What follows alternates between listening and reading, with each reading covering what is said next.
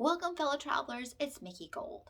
So, the very first thing I want to talk about, and it's a review, is I am. When we say I am, our subconscious mind, which is very literal, like a little child that doesn't understand humor or sarcasm, it takes us literally. When you say I am, the next things that come out of your mouth need to be something that you want to be stuck to you, that you want to be part of your existence. Now, when you have something going on in your life, say, I feel. So, for instance, if you feel depressed, say, I feel depressed, rather than attaching with I am. When we say I feel, that frees us up because I feel, your feelings can change from 1 minute to the next. The thing is, when you say I am, that's who you are. That's who you're supposed to be. That's what you're attaching and saying, this is, when this leaves, this isn't here anymore. So, for instance, I feel depressed. Well, eventually, depression does leave at some point in time, or you might get little breaks of it. But when it leaves, you don't disappear generally. Generally that's when we're less likely to disappear, is when the depression lifts or you take medication, whatever the case may be, you are still there on the earth plane. The other wording that one needs to pay some attention to is this is. The same thing is this feels instead of this is, because this feels challenging. Well, okay, because challenging is transitional. So we should say this feels challenging, because here's the deal. You might be working on something and this feels challenging. This feels hard. This feels difficult. Great, because you know what?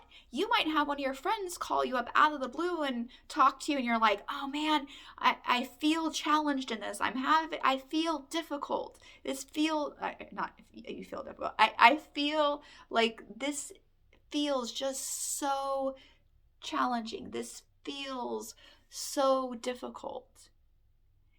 Rather than this is. Because you know what? The person that you talk to on the phone or the person that shows up might be an expert at whatever feels challenging or difficult to you. And voila, no longer difficult, no longer challenging. That's what I mean by transitional. When it's something that doesn't stay forever, when something that could present itself, or you might read something online and Google it or watch a YouTube video and all of a sudden like, oh, that's actually simple. That is simple. Cool. That's great. This is, again, if it's something negative, say this feels, because we want it to be if it's transitionary, we want it to transition. We do not want to keep it to us. We want to push it away. Again, because our subconscious mind, this is, well, your subconscious mind's like, well, I guess this is. But if you say this feels, your subconscious mind's like, yeah, it does. Okay. It's no big deal. Just like feelings of any sort, they can come and go. A cloud can obscure your ability to see the sun, and you're not like, oh, I'm in darkness forever. No. All of a sudden, the winds might change, and then poof, sunshine, bright, and everything's great. When I work with people as clients, whether it be hypnosis, weight loss, personal training, I have them write down the thoughts that go through their heads. I also have them, when we do some discussions, have them look out for things like I am and this is. And because we all have our certain things, and there are actually lots of other things that can nail it too, but those are two big ones that can keep us stuck, that can keep us from reaching our goals. And so I generally have people write down and keep track of these things, so that way when we meet, that we can talk and figure out a way that works for them, because not all of things are feelings. Sometimes the things that we nail to ourselves, grammar wise, are a little different than I am and this is. However, it's the same type of thing. We're all brought up by people, most of us anyway, it's brought up by other human beings.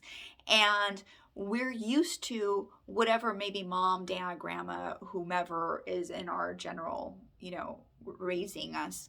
We were brought up by people who said stuff. And so for sometimes we might say something and not realize that it's literally putting a roadblock in your way.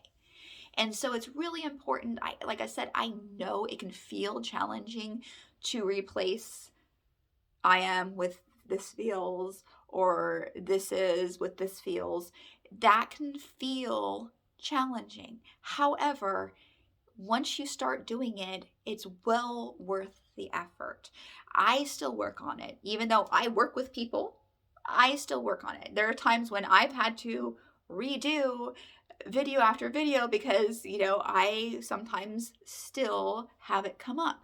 The main thing is to be able to catch it as much as possible and be as kind to yourself when you do catch it, because we're learning, we're being aware of this, because this is not something that we were taught. This is just, for some of us, just how it happened. And we don't want to get down on ourselves about it. Now, the other thing to think about, so we'll put that to the side for a moment. The other thing to think about is your subconscious mind does not know the difference when you're talking about somebody else and when you're talking about yourself. So if there's someone that just gets your goat and you spend time talking about them and having thoughts about them, your subconscious mind takes that as you. So if you keep saying negative things about these people, that people, whatever the case may be, guess what? Just like when you're pointing and you have one finger pointing at someone else, you have three fingers pointing at you, your subconscious mind is saying, okay, that's me. That's this physical body. That's that.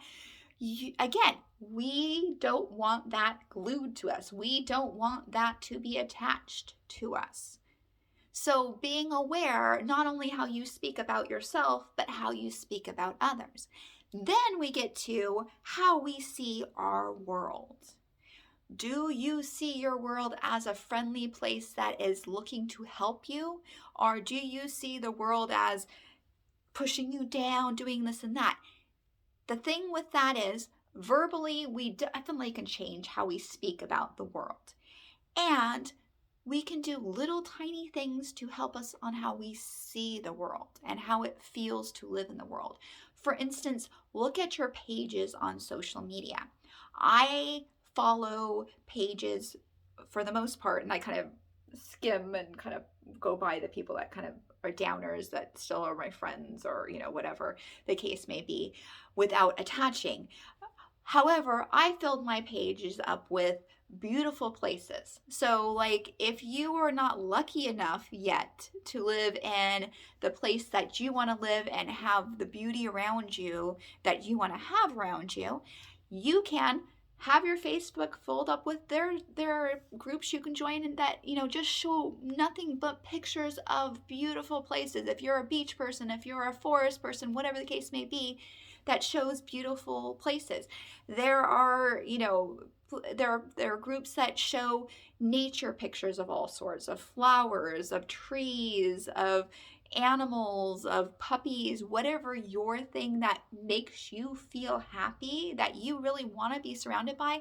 There is a group somewhere, or there's a page you can follow that will show you these things, that find your things that make you happy. If you like humor without it being mean, again, what we're saying about people out there, we're saying about us.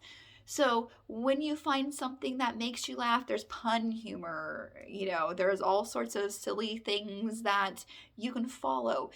Cleaning up not only what we say and what we put out, and trying to catch those things we start thinking, it's also what we're taking in, not just what we're eating, but what we view through our eyes and what we've taken through our ears.